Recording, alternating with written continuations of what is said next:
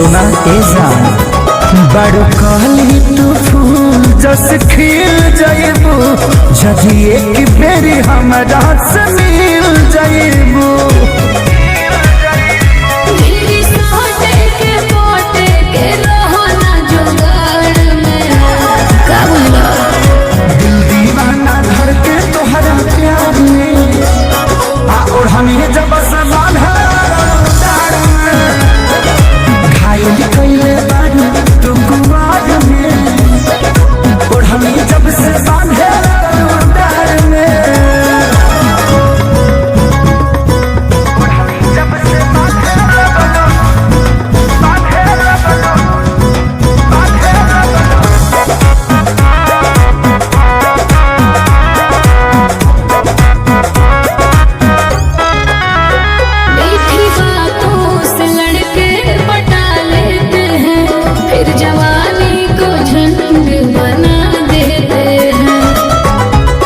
एहो हम ऐसन ना हई जैसन बुझतारू तू खेसारी पवन से काहे जूझतारू।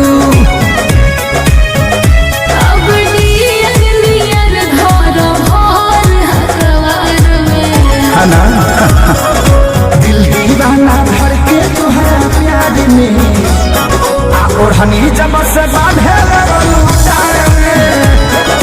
खाई